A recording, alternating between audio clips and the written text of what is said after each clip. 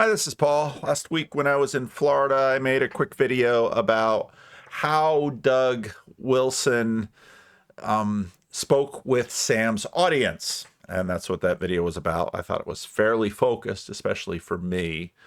But I know that when I do a video like that with a thumbnail like this, I'll get a fair number of people who aren't from around this channel, and they'll sort of present themselves with footnotes. And there'll be a certain number, if you understand Knights and Mooks, there'll be a certain number of people that whatever I say, they're going to have to defend Doug Wilson because they'll imagine I'm attacking Doug Wilson when basically what I was doing was commenting on his decisions with respect to how to supposedly be an apologist to address Sam Harris's audience. That's what that video was about. And I thought it might be helpful to do a little broader video now that the full Doug Wilson, Sam Harris video was out on full YouTube, and he had his major conversation with Ross Douthat, to just share with you some of my thoughts about Wilson, and also to a degree about the dynamics about dealing with people on YouTube or the internet. Doug Wilson is a masterful, let's call him a prolificity goat gate explorer. What do I mean by that? What is the prolificity goat gate? Okay. What we are is regularly presented with people by their name and their image, and they are presented as such and such a thing. He is a conservative. He is a progressive. He is a liberal. He is a communist. He is a this. He is a that.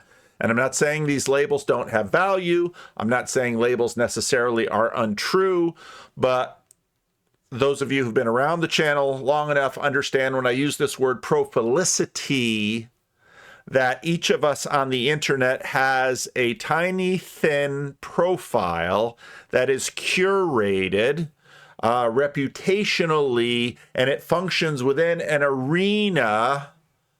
And so much of what we're talking about and so much of what we are encouraged to do on the internet is to react to the prolificity of individuals in a goat gate way. What do I mean by a goat gate way?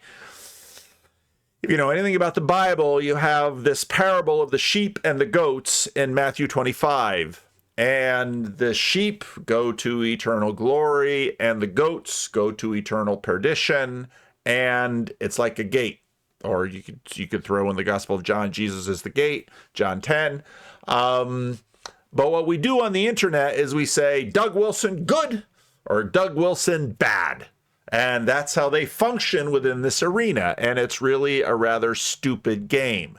Now, it isn't completely stupid because to one degree or another, because of how we are as human beings and because of combinatorial explosiveness of life, most of us don't have enough little memory bits to spare to include exhaustive files on any one given individual. So you're presented with one person, they say, he's a this, and another person who says she's a that. And that's about as much as our little brains store of this person. And functionally, it's an effective way to sort of keep peace in terms of our entire entire worldview. We sort of have these little ideas about who this person is, who that person is, and what they are and who they are, and they just take a few little bits in our brain, and that's it. And so then we have this entire ecosystem of reactivity where everyone is evaluated on whether they say he's a good guy or a bad guy, he's a good guy or a bad guy. Now Doug Wilson, more than most, I think, understands this game, whether he would articulate it in the same way that I do, and uses this game in order to pursue some of his own advantage and agenda. That's not a bad thing. I think anyone on the internet, to one degree or another, participates in this, but I think Doug Wilson is sort of a master of this because he has curated a profile. And he doesn't really care if a whole bunch of people think he's a goat and other people think he's a sheep. I was actually meeting with a group of pastors, and one person said to me, Doug Wilson always speaks to one audience, and he knows exactly who he's talking to. He's talking to that one guy in the congregation who thinks, am I crazy? And Doug Wilson says, no, you're not crazy, because I'm with you. And in a lot of ways, that's sort of how he functions on the internet. Doug Wilson is a person that probably the majority of the people who know his name either say he's a good guy or a bad guy, and the vast majority of them probably in a low resolution way. Now, in this group was another person who had done some things with Doug Wilson, and he had been invited to Moscow, Idaho, and invited, in fact, to a family event of Doug's, and Doug was there with his extended family and kids and grandkids, and part of the reason Doug wanted to do that for this person was because Doug wanted to say, look, we are family people, and we have healthy families, and we celebrate with each other, and this is who we are. And I completely believe that. I have no reason to believe that isn't the case. But in the sphere of the internet, in the arena of the internet, we have this Profilicity Goatgate game. And Doug Wilson is a master at this game, and he exploits this game in order to achieve certain things he wishes to achieve in the thicker, three-dimensional, more real world. Wilson has used this dynamic to his own advantage if you understand his advantage is the growth of his kingdom. Now, I don't say that pejoratively, but his endeavors, Canon Press, the homeschool materials, the church planting, his denomination, he doesn't mind being a goat in order to have this thing grow larger. And he is exploiting certain dynamics that are out there in the culture war. Now, again, part of what a bunch of you are already frustrated with me is because all you want to know from this video is, does PVK thumbs up or thumbs down with respect to Doug Wilson? And I would tell you that really doesn't matter. Now it matters, is he thumbs up or thumbs down with respect to God? But that's between Doug Wilson and his creator. And from what I'm about to say about him, you can come to some understanding, hopefully a richer, fuller understanding of the limited degree to which I understand who he is. But I don't really care if you think I think what you think I think about him, because what I think about him really doesn't matter. I want to be fair to him. And what I'm going to do in this video is hopefully, on one hand, point out the dynamic that is playing around all of us, which is really a rather stupid game, but it is a game and it can be exploited, and to one degree or another, we all have to play in it. And then give you a little bit more about what I've seen about Doug Wilson by watching his conversation with Ross Douthat and his conversation with Sam Harris. Now, again, most people react within the Goatgate dynamic because of combinatorial explosiveness. We can't think too long about him. We're just going to have one little reputational impression and react according to that. He's a bad guy. He's a good guy. He's on the right side. He's on the wrong side. So many people, so little time. And again, these two recent conversations, you can learn a lot about him in both of these conversations. I thought they were actually both Sam Harris and Ross Douthat. Actually, Sam Harris gave Doug Wilson more rope than Douthat gave him. But they're both excellent conversations, and I think by virtue of watching both of those conversations, I have a much richer, better idea of who Doug Wilson is and some of his ideas that were treated in the video, and we'll talk about those ideas. Doug Wilson is mostly a fairly standard conservative evangelical culture warrior. When you listen to his ideas, most of his ideas are within that sphere, and it's a decently large sphere, and I think he fits comfortably within it. He talked about the Earth being 6,000 years old, but then he got a little sophisticated with respect to viewers and things, and actually I appreciated that part of his conversation with Sam Harris. I thought, oh, here's a little bit more sophistication within which to engage Sam Harris's audience. I don't necessarily think that most of Sam's audience agreed with him or even understood what he was saying, but I liked that move. I don't think I would have made that move, but I appreciated that he actually sort of pointed out that when we're talking about past history in this way, there's an observer issue. And again, read Spencer Klavin's wonderful most recent little book on that, because I really enjoyed Spencer's book, and you can find my conversation with Spencer here on the channel. He's conservative on human sexuality. That's certainly very obvious. He's mostly a modernist in terms of epistemology, and we'll talk about his modernism a little bit more. But again, in this way, he's sort of a standard conservative evangelical culture warrior, and his epistemology is mostly modernist. He's really sort of a classical liberal, and as he says a number of times, really kind of mostly a libertarian. And liturgically, from what I've been able to gather from little bits and pieces on CNN and stuff, it's fairly pragmatic and moderate with respect to liturgy. He has a sense of liturgy in his church, but it isn't all super high church, and isn't kind of basement, bottom, low church. It's sort of in the middle. He has some liturgical sensibility, and he was a worship. I remember this from another thing that I'd seen. He was a worship pastor before, so he's got some musical skills, so he understands a little bit about liturgy, and he aligns fairly well the bulk of these issues in the late 20th and early 21st century. And remember, I said mostly, because there's going to be some elements that are that take up quite a bit of a minority of that larger bucket. And he uses culture war reactivity to increase the base. Now, this has been a movement conservative strategy since Karl Rove. Some of you are probably too young to remember Karl Rove and the George W. Bush campaign. Karl Rove basically sat down and said, basically with the Republican base at the time, plus Christian conservative evangelicals, we can carry the White House. Karl Rove did the math, and that's what they did with George W. Bush, and the White House was won by George W. Bush. And in many ways, Donald Trump has perfected this. George W. Bush was pretty tame. He was fairly normal, very much a post-war consensus, and we would not have seen George W. Bush with a blowtorch or burning down a Trojan horse.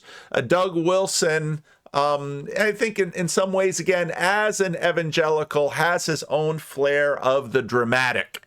And I think he's quite good at it, actually. It's kind of fun to watch him on his antics, especially in November. And he's promoting Canon Press and the sales that they're having, and more power to him. But again, it is a reactivity that has been around movement conservatism for a while now. We saw that in the Tea Party movement. We've seen it in other movements, and it's a proven way to gain attention. It's a proven way to signal loyalty for certain people. It's a proven way to, more and more people will know Doug Wilson, and they'll know in very thin terms that he's on the side of movement conservatism, and he's on the side of traditional sexuality, and he's against the Democratic Party, and that's his game. Now, if you decide you want to hate him because of where he's at in that, go right ahead. Whole group of people love him for it. Whole group of people hate him for it. But in terms of making little Canon Press and Moscow, Idaho work for him and growing his church plants and gaining fame, it works, and he's been working it. It's also been helped as the left wing of the left has failed to deliver on promised outcomes, and in the woke era became increasingly tyrannical, opening up the I left the left people to more movement conservative influences. So he's obviously succeeded to the degree that he could score places and the attention of Sam Harris and Ross Douthat. And cheers for him. Well played. If that, in fact, is the game you want to play, he's played it very well.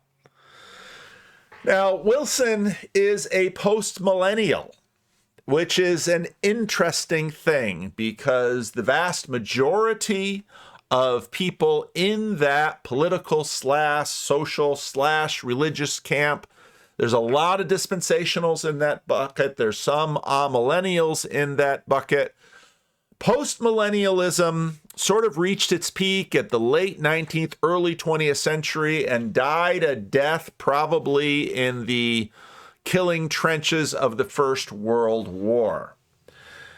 In the 19th century, after the American Civil War, post-millennialism was quite popular. There was the idea that history was proceeding, things were getting better and better, and now as we are able to master the created world with science, and now as we have all of this triumphant Christian religion, Christianity and science are going to grow together, and thy kingdom come, thy will be done. God's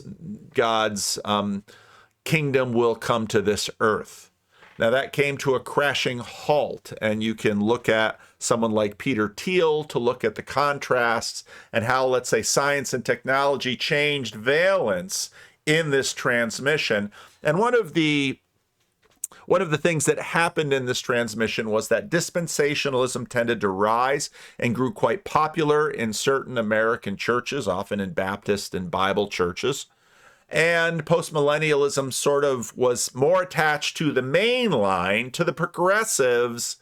And as progressives increasingly began to be skeptical about, let's say, the physical second coming of Jesus Christ, and as technology itself began to take on a slightly different valence, well, postmillennialism went out of favor, except apparently for a group of conservative, reformed Christians that began to make noises in the latter part of the 20th century, which Doug Wilson is associated with. And his postmillennialism, he's very clear about it. He doesn't try to hide it. He spoke about it quite openly with Ross Douthat. You hear him talking about like in 500 years or something with Sam Harris. He's very clear on it. He sticks to his guns. But it is sort of anomalous. Now, I will be interested to see as dispensationalism continues to diminish if Doug Wilson's influence will grow.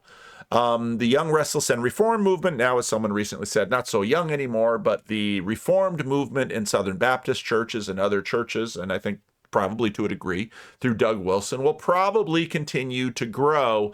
And if that's the case, we might see an uptick in postmillennialism. As I said in this gathering that I was at recently, I bumped into a young man who is Reformed and postmillennial, and he seemed to be a little bit more recently postmillennial, and I thought, we'll probably see more postmillennialism grow and more as sort of the Reformed foundation under much evangelicalism continues, I think, to grow, and some will adopt postmillennialism. It's sort of an interesting take. I myself would be in the mill category. Historically, most Roman Catholics, most Lutheran, most Orthodox. You Orthodox are so chaotic. I don't know where you stand on this, but mill is sort of historical, usually sort of downstream from Augustine, really. But will we see more post-mills? I don't know. Postmillennialism sort of hard to hold if you're also a doomerist. And this is kind of, I think, part of why Doug Wilson gets a degree of traction, because you can't really be a doomerist and a post-mill. You can see tiny little corrections, but for the most part, your Christian optimism about the successive progress of history will keep you a little bit away from doomerism. And this is where, of course, Doug Wilson is a little funny, because on one hand, technically he's a progressive, because that's the nature of post-millennialism, but he won't be the sort of progressive as many of the progressives that he's battling out in the culture war would be.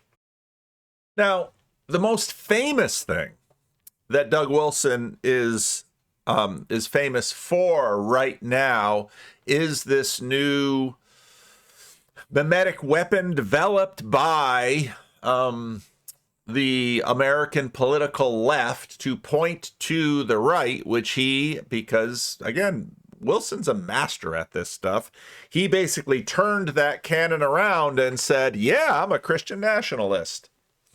And it's sort of like what had been done to the queer word, which was sort of owned as a label and thrown back. And so basically Wilson's Christian nationalism is owning that word and throwing it back. And a lot of this has to do with the tensions of the post-war consensus and the universalism.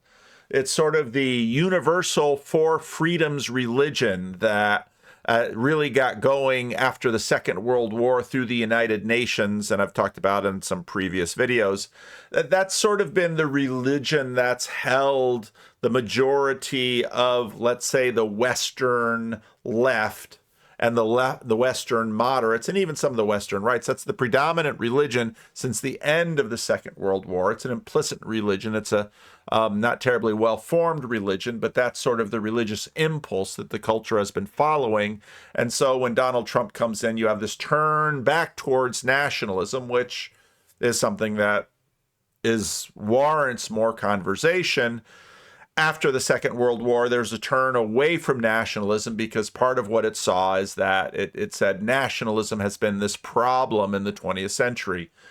Another Wilson, Woodrow Wilson, came to the Paris, I've been reading Paris 1919, came to the Paris conference talking this religion of self-determination. And what this did was sort of encourage various nationalist groups around the world to organize themselves and appeal to the great powers for their own nations. Serbian nationalism was part of the cause of the First World War. Zionism, of course, is sort of a special kind of Jewish nationalism. The Kurds still want their nation state. There are many peoples all around the world who want their nation state, and this was particularly picked up with the fall of the Ottoman Empire, because the Ottoman Empire sort of enclosed all of these nations that were all mixed, these great Eastern empires, the Ottoman Empire, the Russian Empire, and the Austro-Hungarian Empire, all of which are destroyed in the First World War. And then the Paris Conference of 1919, with Wilson playing a major role. He's the only head of state that is basically there for the whole thing. And then Wilson has a lot of progressive, let's say, post-millennial ideas about how to create all these different nation states so people have their own way of organizing themselves and governing themselves. And of course, America at that point is still sort of caught between its tensions of increasingly being implicitly imperial, but still being ostensibly an anti-imperial power. And so the idea was that we're going to create all these little nations, and those little nations will be self-governing. And then you had all of these ideas. Well, some of these nations aren't really able to be self-governing yet, and so we'll have to find other nations that will caretake for them. And you can read Paris 1919 for that. Doug Wilson's Christian nationalism is far less radical than the Goat Gate dance partners wish to portray. I have seen Doug Wilson trotted out for years with dreaded theocracy. Doug Wilson is not fundamentally a theocrat. He is against a state church. He's sort of a standard moderate, modernist conservative, in that he's thinking pre-1960s counterculture had it closer to right on abortion, same-sex marriage, etc., etc. Sodomy laws, you'll find him talk about that with Ross Douthat. He'll talk about that with Sam Harris. So when you actually listen to the dread Christian nationalist that is Doug Wilson, what you'll mostly find is a conservative who has problems with the counterculture and wants to go back to a more traditional religion, but he is willing to take on the profile of being an evil man and a boogeyman for many people in order to, and he's been doing this quite successfully, get his message out of turning back the clock slightly on a number of these things. And Sam Harris was a very pleasant interlocutor for him and letting Doug say all of his things. Now, why would that be in Sam's best interest? Because Sam knows his audience. And Sam is basically bringing Doug Wilson in to say, yep, they're still out there. Maybe this YouTube atheist Christian game can continue to be promoted, because let's find a Christian that looks like this to reinforce all our prejudices and perceptions with respect to Christians. And many Christians are exactly like that. And so Sam Harris basically says they're still out there. Now, he's quite a libertarian and no bedroom Gestapo. And he's more post-millennial gradualism. And that's where the post-millennialism is interesting, because whereas the dread Christian nationalism people who are always screaming theocracy, theocracy, somehow let's sweep out the corners and see if we can find a real theonomist to bring on the channel and say, let's keep voting this way, because if we vote for a Republican, it's going to be theocracy all the way down. And this has simply been a cheap political game that has been played again and again. Both sides play those cheap scare games, and Doug Wilson offers himself to be, please, I'll happily be a Christian nationalist, and I'll tell you exactly why. You might get a little drowsy and nod off to sleep, and then at the end say, theocracy, and basically note that he's against any kind of state church anyway. So for the most part, again, so for many, many people in America who believe as he believes, that's kind of his shtick. Does he have a plan for getting there? No. Will he vote for politicians that sort of take that tack? Yes. But that's the whole game. And again, people like to get excited about it. And when you listen to all the details, it's like, there's not a lot to see there. He's not that different from his Goat Gate dance partners, in that they protest ICE because of biblical injunctions on hospitality for the stranger. And he sees government intervention, and they see government intervention to help the poor. He sees government intervention to protect the unborn and to sort of lean the culture back into a 20th century Christian sexual ethic. That's the whole thing. That's the whole thing. It's the same culture war that we've been seeing for decades. But because one side developed the mimetic of dread Christian nationalism and have used it, and he'd say, slap that right on my chest. Put me on Sam Harris. Put me on Ross Douthat. I'll claim to be a Christian nationalist, and then I'll run through all of my things. Now, Doug's a clever guy. I think he's got some little mimetic devices that I think, that's pretty clever. And he's got some that sort of feel like, yeah, didn't the Gothards use that? And didn't, some of the things you can sort of pull out of how many different Christian evangelical things for how long? And again, it's all scare until you listen for a little while, and it's like, oh, this isn't actually very new at all. And if it's the kind of thing you like, you're happy. And if it's the kind of thing you like to hate, you're happy. So, in many ways, he's a crowd pleaser for both sides. Now, available dance partners for the Culture War Media Party, Sam Harris gets to fluff up his base by just having Doug Wilson rehearse what seems outlandish and outdated, which is mostly that. And I enjoyed the conversation. I thought it was a lovely conversation. I would have liked to have seen a Christian present in a way that perhaps Sam Harris's audience could understand. I think someone like Glenn Scrivener probably would do that in an excellent way, but I don't think Sam Harris is going to have Glenn Scrivener on, because the reason Sam Harris has Doug Wilson on is because Sam Harris can say, see, if you elect Republicans, we get theocracy. This guy wants Christian nationalism. He's going to turn the clock back on gays. That's Sam's whole shtick. And so it's like, yep, there they are. This is why you want to continue to vote the way I think you should vote. Now, to a degree, part of Doug Wilson's audience will listen to this, and they'll hear everything that Doug Wilson says in their own language, and they'll say, this is what I like. This is Rigor. He is speaking plainly to Sam Harris. He's telling the truth to Sam Harris. Sam Harris's audience is finally hearing the truth. what you could use is a little dose of Scott Adams' Two Screens, because both are hearing very different interviews, because in many ways, both groups are in their little own siloed echo chambers, and not all of them can do translation between them. So this has basically been the death of a lot of atheist versus Christian YouTube, because everybody who's watched this movie enough knows that both audiences return from the theater saying, yep, my guy did great. So it works, but eventually you see enough of them and not a lot gets done. Christians who trot him out get to say to their audience, not that kind of Christian.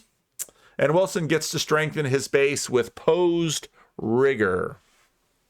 Now, a good bit of what is happening right now in this cultural transition, especially in Christianity, is where one group has been emphasizing liberation and the other has been emphasizing rigor, and everybody gets what they want from a conversation like this. Harris continues sort of a liberationist movement, and by reason, we all sort of know what produces well-being and what produces suffering. You don't need any message from God to know morality. You just have to look and say, oh, this produces less suffering. Now, I've spoken about this position many times, few years ago. I think it falls apart fairly easily. Doug Wilson doesn't really challenge it. Doug Wilson is mostly there to make points for his own board. It's almost as if you've got two basketball teams and they both are playing no defense and they're both playing offense, and they just take turns shooting, making buckets in their side, and the score just gets rung up. And everybody just looks at their own side of the scoreboard and say, we scored 150 points in that basketball game. Yay, we must have won. And the other side says, we scored 150 points in that basketball game. Yay, we must have won. It's win-win, right?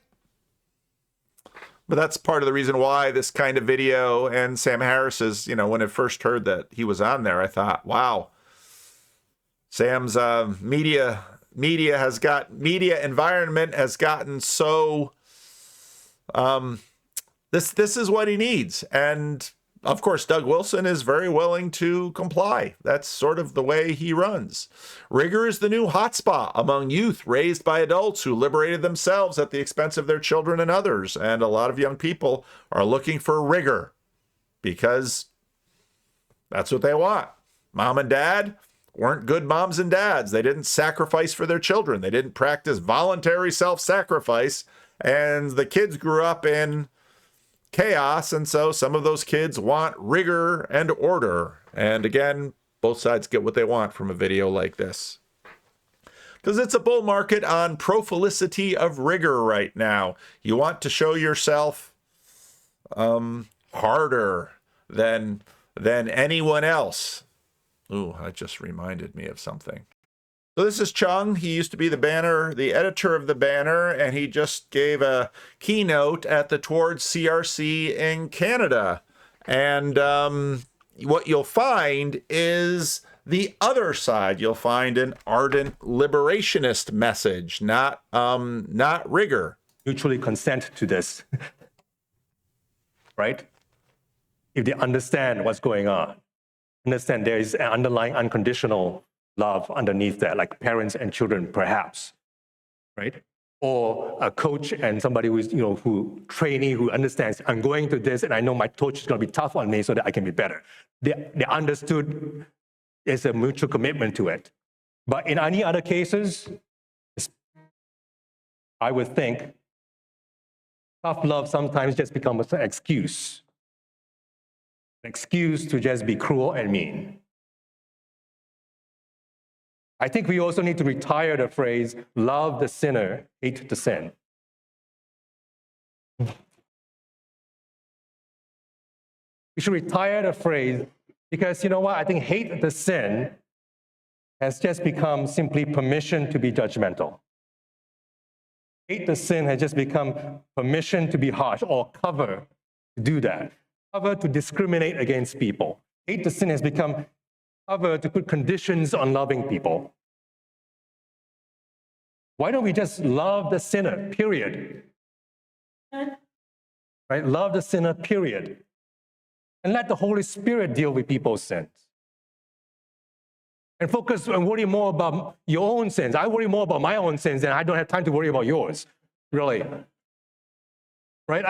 But of course, if you would put Doug Wilson into this, then they would not like the sin that they see Doug Wilson doing. And they're not bashful about telling people. And so here you have the contrast between, let's say, something about Rigor and a group of people that stand up and say, I just want to hear plain talk and denunciation. And all right, there you go, Rigor. Or no, we're not going to ever mention your sin unless you have the sin of voting in the wrong candidates or voting for the wrong thing at Synod. Or because the thing is, you cannot escape choosing. You cannot escape choosing. Why make a speech about this if you don't have a big red X on it? You're against these things. You're saying no to things. I mean, it's just the way that the antithesis never actually goes away. So in your system, you always need an antithesis, and you always need the analog. So oh yeah, PowerPoint, there we are. So authenticity is validated by rigorous sacrifice, and generation jaded by lying screens hunger for rigor signaling. How rigorous are the people? And again, this is, I look at this and I remember the rigor of my grandparents, and many people today, not that rigorous compared to past generations. We live in a tremendously affluent time and place. We have opportunities that past generations could never even dream of, but yet we really want the show of rigor, because the show of rigor lets us imagine that these people truly believe it and they're not just sort of skating away. Self-denial is the new hotness. It's actually a very old hotness, as seen in late antiquity with the rise of monasticism and celibacy. When people would go out into the desert to pray and they practiced renunciation and self-denial, that impressed people in late antiquity and said, at least they really believe what they believe, and it shows because it doesn't serve them. They're not flim-flam artists. They're not charlatans. They're not putting up a show, but sort of earning with another hand. So that's sort of where the religious marketplace is at right now for many, but not for all. It's a very big marketplace with a lot of different actors. And so in many ways, Doug Wilson's time has come again. He was popular a while ago with Hitchens, and Hitchens liked having him on the road show, and you can find videos of that. And Sam Harris is like, oh, you used to talk to Hitchens, and you've got a name for Christian nationalism. Let me find out what you think. And then Doug Wilson says everything in his own language. Doesn't matter whether or not it's how it's heard from the other side. The other side hears, and their biases are confirmed, and their biases are confirmed, and everyone's bias is confirmed. And that's how we like it. Rigor and liberation, however, will both be tested. All will be tested by experience to one degree or another. Faith has within it more buffer than tests of authenticity or happiness. And this is sort of where rigor does earn out. People want to know that, are you stable? Are you reliable? Do you mean it? Are you consistent? Even if they disagree with you, but you follow through, they will respect you for actually being consistent. In many cases, not all. The person who consistently overdrinks, well, that kind of consistency probably won't be valued. Communities of rigor with relative flourishing will be the measure. And I think increasingly that's part of the reason why we've seen a movement towards more conservatism, because, well, the hippies didn't pan out so well.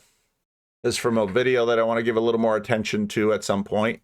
Infected by this. And I think like Joseph Ratzinger, Benedict XVI, writes about this, I think, very, very clearly. the great Italian philosopher Augusto Del Noce, he gives this example, which we can talk about later, of pure bourgeois that we took. And you dealt with this actually. This was interesting because I listened to your interview that Johnny sent with Mark Andreessen. And do you remember when you asked him about the California ideology and he kind of went through the problems of that? I don't know if you've read Del Noce yet, but Del Noce is fantastic. And he essentially makes the argument for the California ideology in the 40s, 50s, 60s. And before he died in 89, he said, and I think this is related, he said, communism failed in the East as it realized itself in the West. And he said, well, what happened? And I'll just do this quickly, but he said, well, three things. One, in the 50s, we began to shift in our defense against communism from Christian moral principles to we're going to beat the communists on productivity, liberation, and sexual liberation. And Del Noce says these are Marxist values. So you have the Marxification of capitalism, if you want to call it that. Second, you have the sexual revolution, which is the extension of Marxism. Right? So family, private property, religion, these things are obstacles, this present form of marriage. And so he connects that. We can talk about it. And then the third thing he says, which is the California ideology, he says the hippie becomes a yuppie. And so the hippie rejects what? Technology, tradition, family, religion. And there's kind of a back to the land movement, the sense of like the organic and everything. And actually, so I personally have always had like a disdain for hippies. Okay. But it was Benedict XVI who gave me an appreciation of hippies, right? Like, okay, well, that's true. And I'm into that stuff anyway, like organic stuff and all that kind of stuff. I like that stuff. So there's a certain aspect of de-technologifying everything. So like, we don't have to, everything is something processed food. You can use a pen, you can read, you can have chickens, you can eat eggs. You don't have to have like, egg whites in your thing that you pour out. And so I think there's this element there. But what happened is the hippie needs a job. The hippie has to get involved in the economy. And so then the hippie fully buys into the commercial society while rejecting religion, morality, marriage, etc. And so the hippie becomes a yuppie. And you combine that with the techno utopianism of Silicon Valley, and you get the California ideology. And so what Del Noce says is we move from Christian bourgeois, where markets and technology, trade, etc., are all constrained by a moral vision of justice, specifically commutative justice. And now they're set free to techno-optimism, efficiency, and whatever it might be. So I think I just find when I think about technology, making those distinctions between what is technology, qua technology, and how do we think about that, and then what is the technological society. And I would say I'm for the proper use of technology constrained by a moral vision of the universe, et cetera, et cetera, et cetera, I could develop. And I'm fundamentally opposed to the technological society. You mentioned them. All right. So that's a little bit more and some stuff I want to get into at some point. But you see these movements, and I would say both Chong on one hand, who would basically say that Doug Wilson is a sinner, but he's not going to afford Doug Wilson the kind of latitude as a sinner that he would, let's say, a gay person, because then you've just got to be soft, but you can't be soft against Doug Wilson, because actually what's happening with, in sense, both groups is that they're looking at political sins. And the politics is where it all matters. So I thought that was a really interesting movement from the hippie to the yuppie. And in some ways, this fight between these two groups it's passé. And what's happening now is that I think the conversation is moving on from these positions. And anyway, more in other videos, but I wanted to say more about Doug Wilson. And, because a lot of people, well, what do you think of Doug Wilson? Well, that's to the degree that I know him. Again, I want to not make any comments without recognizing the pro-felicity goat-gate dynamic, because are you for or against him? It doesn't make any sense. I've If he invited me to his house, I'd sit down and eat dinner with him. If he invited me to his church and said, Paul, preach a sermon, I'd preach a sermon in his church.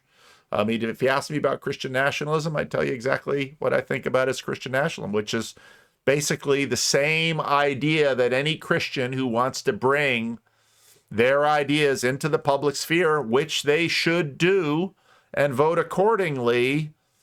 But nobody here is actually seriously considering theocracy or a state church. It's not even on the menu. And yet everybody wants to throw this word around, which is why I say dread Christian nationalism, like the dread Private Roberts. So leave a comment. I'm sure you'll have one.